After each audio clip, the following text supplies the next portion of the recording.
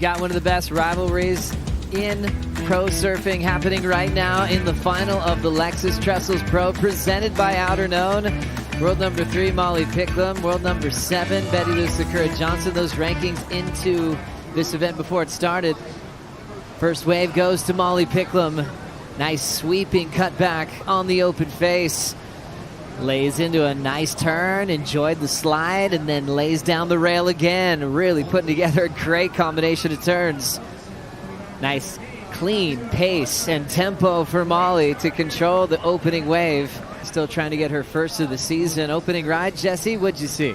Well, I just love the wave selection so far right there. I know it's a smaller wave in size, but it comes in a little bit closer to the shore and it cleans up, and it just allows her to do some damage. Obviously lacking a little bit of the power on the wave, because we've seen it on the previous heat, some very tall waves with the swell filling in, but very well done surf so far to start off a final. On top of the board and fine to go, but I think he's gonna tune that in and do even better in the final. M.Picklum will take this second wave under priority. Throws down a real clean carve. Look at all this open face to play with. Throws some water off the top.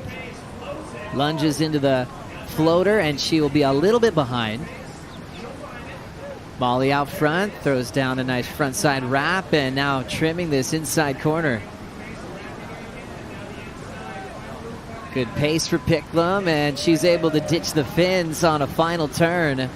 Really like how she's managing her speed. So much power and how she generated speed off of it, but yeah, this is also a great wave for Molly. Yeah, great first turn. It's just that one of those smaller waves that hugs the cobblestone so nicely. Good flow through there. Felt like she got just that little bit hung up on that floater. A lot of downtime to get around to the open face. But still, the flow is just, Molly's looking so fluid on this wave.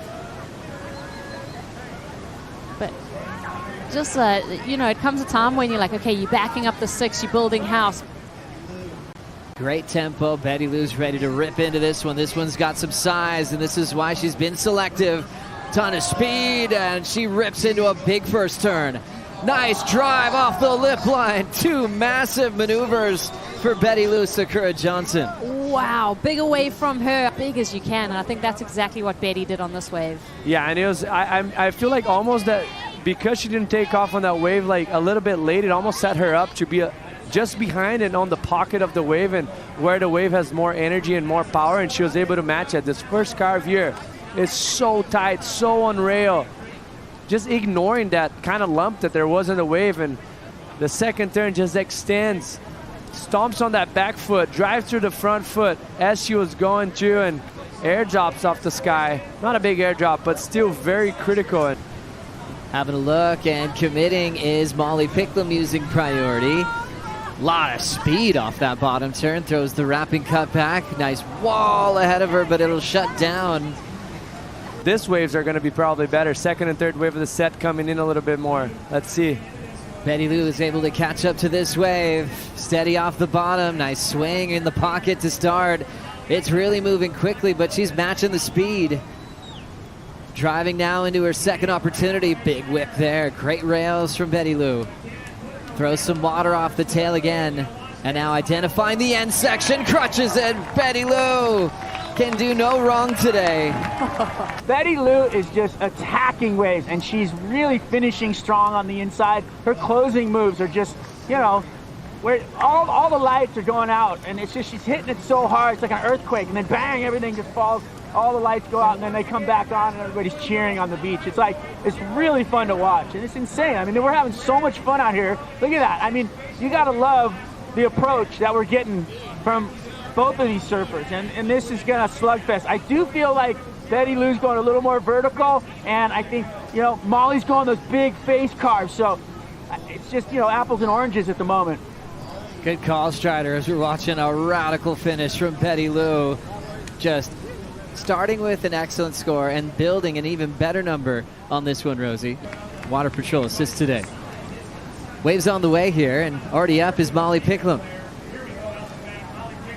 Nice patience, big wall, perfect positioning on the carve. Sets up the lip, she'll lean back to change up the angle of that off the top. Big twist and wrap maneuver there in the pocket, and she will lay down the rail again. Nice speed management. Beautiful railwork transitions.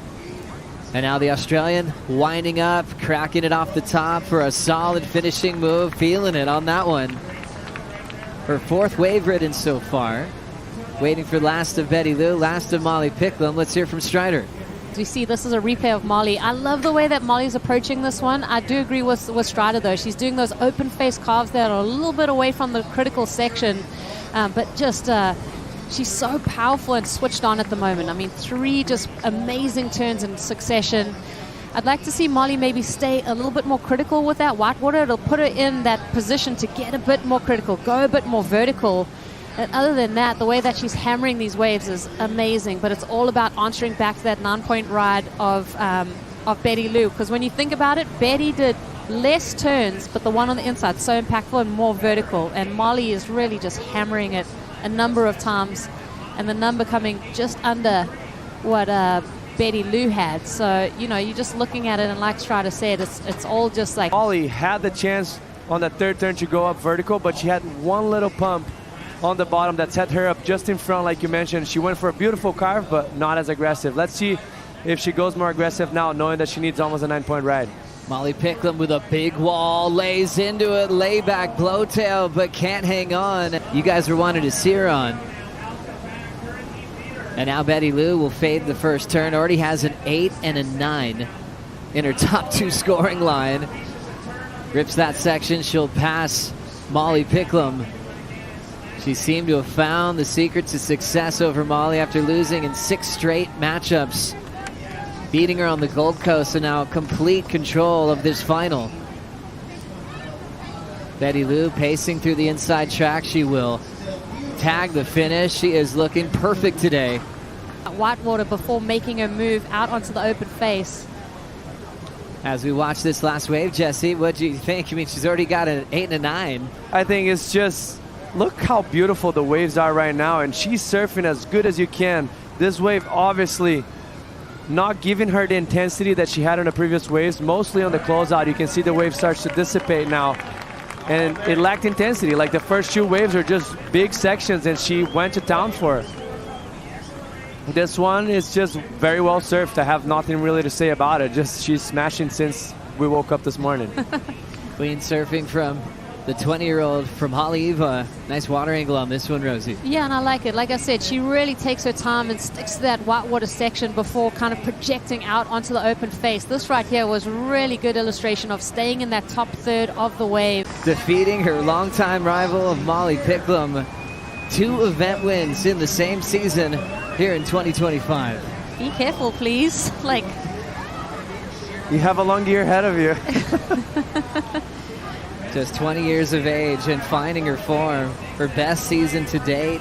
And Molly finding so much consistency. Her second final of the year. And this is the fun part of the tour.